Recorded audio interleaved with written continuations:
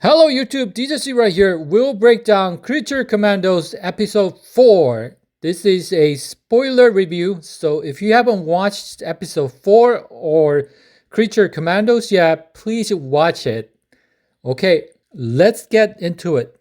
The episode begins with Rick Flag Sr. and Princess Ilana bidding farewell to each other after Task Force M successfully rescued Princess Ilana from Cersei and her sons of Themyscira.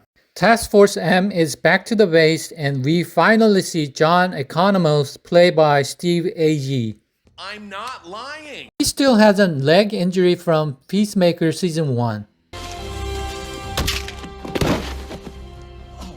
Frankenstein continues spying on his bride and misunderstands that she has feelings for Rick Flag Sr. She loves his handsome, stupid face. We are introduced to Betty Bates, one of the toughest attorneys in one of the world's toughest towns, New York City. Who are you? My name is Elizabeth Bates. I'm an attorney with the Freedom Project representing John Doe.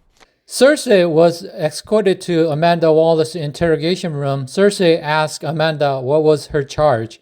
Amanda joked and said this. First degree witchy poo and Maleficent in the second degree. Oh, and Bette Midler in that one movie in the third degree. That's an actress, John. Cersei told Amanda in order to save the world, we need to kill Princess Ilana. But Amanda Waller did not buy that. So Cersei had to show Amanda the future.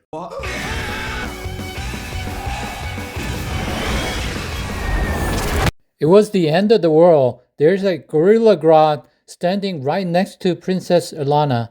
Did Gorilla Grodd manipulate Ilana's mind to start the war? Elizabeth Bates represents her client Weasel. By the way, Elizabeth Bates was voiced by Linda Cardellini. Linda was also played some of James Gunn's projects like Velma from Scooby-Doo and Lila Otter from Guardians of the Galaxy Volume 3. Weasel seemed to recognize one girl from the pictures his attorney showed him. A flashback then reveals the moment Weasel meets these children.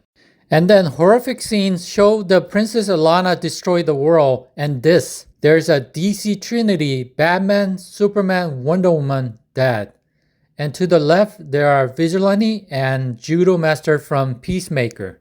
And there's a first look of DCU Batman. And in that vision, yes, we see Superman, we see Supergirl, we see Hawkgirl, we see Mr. Terrific, we see Peacemaker, we see Batman. We see Guy Gardner Green Lantern, I think. Oh boy, we see a lot of people. That is, we worked pretty hard on that. And Dean can tell you I was pretty, nope, can't show him, don't show him.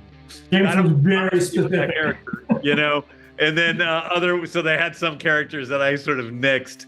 And then I said, no, I think you should put in, you know, Blue Beetle, because, you know, he's a character that we want to continue dealing with, and we're going to. And Amanda Waller believes Cersei and sent Task Force M again to Pocolistan to kill Princess Ilana. However, Rick Flag Sr. has feelings for Princess Ilana and argues with Amanda Waller about not proceeding with her mission. There's a scene where Kong Gorilla appears alongside Nosferatu bullying Nina Majersky. In this scene, one of the inmate characters is Chemo. There's also an unknown character that even James Gunn doesn't recognize. I don't know who that duck is, but the girl is Nosferatu. That's Nosferatu. Yeah, Nosferatu. But to tell you the truth, I couldn't tell you about that. I think they made up is the duck supposed to be somebody, or did they make him up? I'm not sure. I don't know. They may have based that duck on somebody, but people have noticed that still, and that still was out somewhere. I think it was at the New York Comic-Con presentation, and so yeah. People have seen it, and they've asked me who that duck is, and I really don't know if it's somebody. I'm not sure. I'll have to ask Rick. I think they made him up. I think he's not a real guy. Now this was my mistake, right? Because they kept showing me all these prison scenes, and I go, oh, that's great. I'm glad he's in there. And it would be a, you know, kind of like Chemo or something that I recognize. And they thought they were like, oh, yeah, he knows all these characters. But there might be characters they slip past me that I don't know. So I don't know every character in DC, just a lot of them. So we'll see what happens. The bride killed Kong Gorilla for Nina, and two are beginning to bond. All of a sudden, Frankenstein jumped on Rick Flag Sr. and started fighting. Later, they settled their misunderstanding and began working together. Then Weasel has another flashback. The kids went inside the classroom because it was unlocked. There was an accident, a fire erupted, and the cops showed up. However, the cops mistakenly shot Weasel, thinking he was the one who started the fire and tried to kill the children.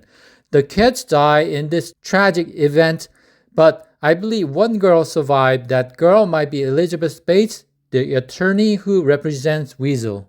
This episode shows how simple misunderstandings or stereotypes can ruin a situation or the other person's life. The cops thought Weasel was a dangerous creature rather than a friendly pet. Frankenstein had a misconception about Rick Fleck Sr., believing that because he was good looking, all the girls would like him. Okay, that's it for breaking down episode 4 of Creature Commandos. I hope you guys liked this. Please leave a like and subscribe to the channel if you haven't done so. I'll see you soon, and thank you for watching. Peace.